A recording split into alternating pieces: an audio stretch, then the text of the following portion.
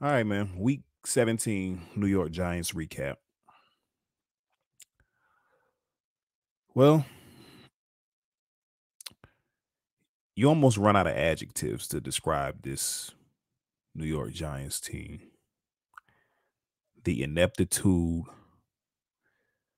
the incompetence, the just downright awful display of football on a consistent basis. We literally invent new ways to lose every single week. Just when you thought you saw the worst of the worst, here come the Giants, not surprising you. I don't even know what to say, man. Like I'm not even I'm not even mad about this game in particular. The season has been over for a while now. We've known that we're not doing anything this year. We've known that for about 12 weeks now, give or take. Maybe a little, maybe 13, 14 weeks. I'm being nice. So it's not really about this game per se. The reason why I feel the way I feel is just the fact that the losing culture is still there. Like we thought we got over this shit last year. No, it's still there. Um, you just know that it's gonna transfer over into next year, man. Like bad coaching, just bad plays at bad times, guys not making enough plays. It's just the same song and dance. So let's just get to this game. I'm gonna skip all the bullshit. Let's just skip straight to the fourth quarter. Um, Wink Martindale. Round of applause for Wink Martindale.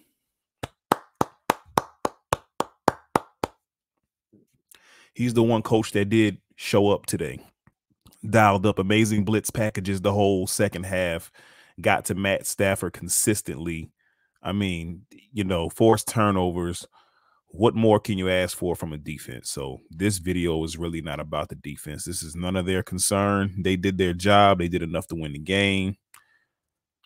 I'm happy with the defense and the way they played. Hopefully, Wink Martindale and Brian Dable can work out whatever the hell they got going on. Their behind the scenes beef or whatever the fuck it is. Like, so hopefully they can work that out and Wink can continue being our defensive coordinator. He started the season a little bit rough, but he's been he's been our best coach on the coaching staff this year, hands down. So shout out to Wink. So this ain't about them. Okay, so we have bad special teams consistently, right? Another guy that needs to go, our special teams coach. We have bad special teams consistently, but today we actually made a very, very big play on special teams in the fourth quarter. Go figure, right? So we run a punt back. And we cut the game to 26-25. Now, here's where shit gets interesting. Okay, we line up to kick the extra point. Encroachment on the defense. Move us up to the 1 yard line. We're going to go for it. I have no problem with that call. No problem whatsoever, right? Tyrod Taylor snaps the ball on the 2-point conversion attempt, right? He rolls out. Saquon Barkley is rolling with him. He's right on the same side as him, right? It's just, I'm like 3 yards away from him.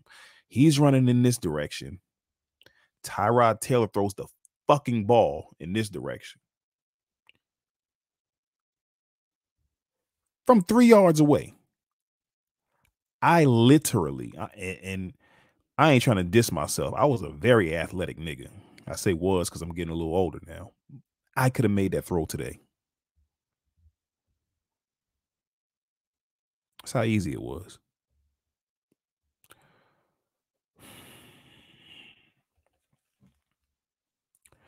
Failed 2-point conversion, right?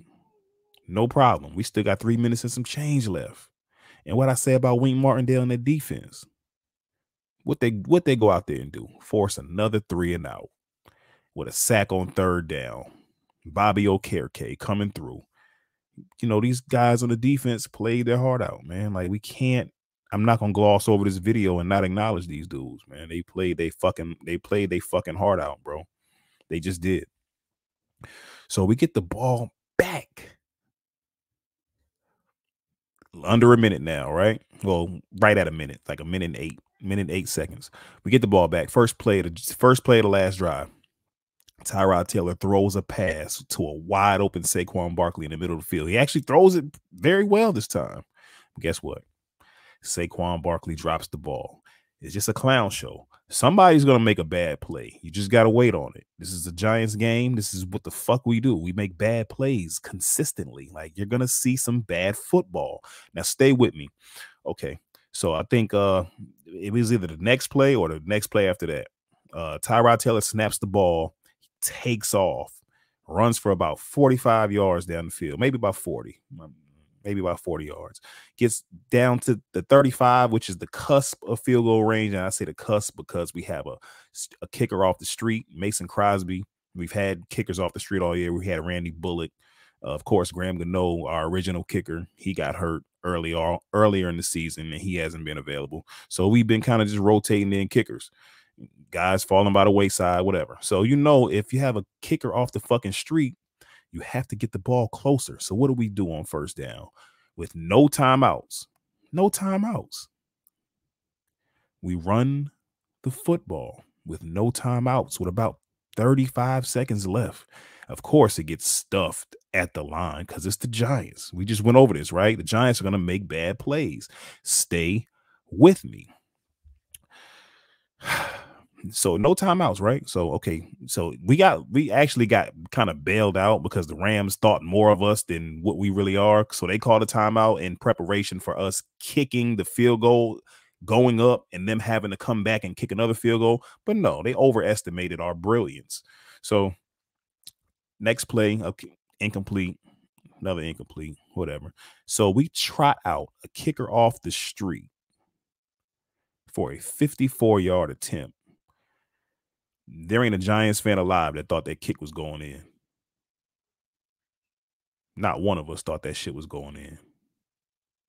Our regular kicker was struggling this year. Like, you think Mason Crosby is going to come in? What Skip Bayless call him? Mason Crossbar? You thought Mason Crossbar was coming in and making a kick to win the game? Wasn't happening.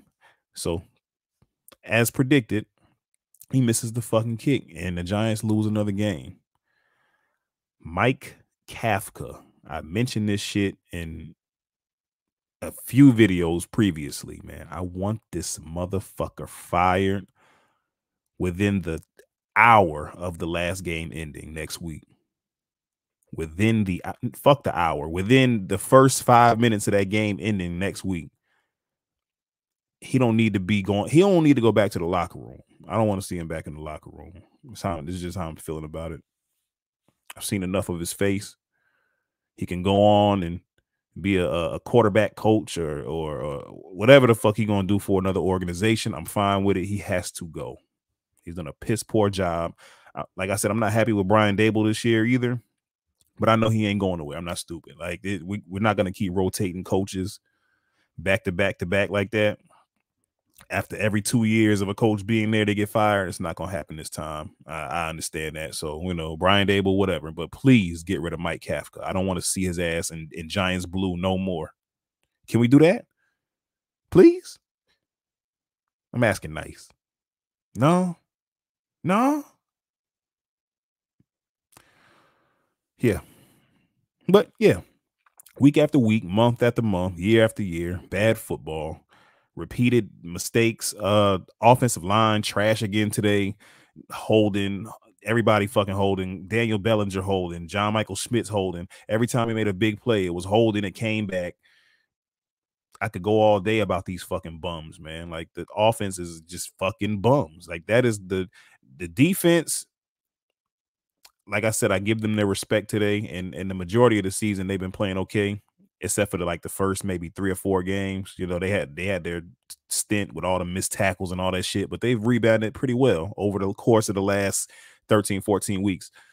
So offensively, man, a lot of shit has to change. I know we're probably going to draft a quarterback. It probably won't matter. He's going to get the shit kicked out of him. We can't keep a quarterback on the field. Everybody gets fucking hurt because they get pounded in the fucking dirt. Pause.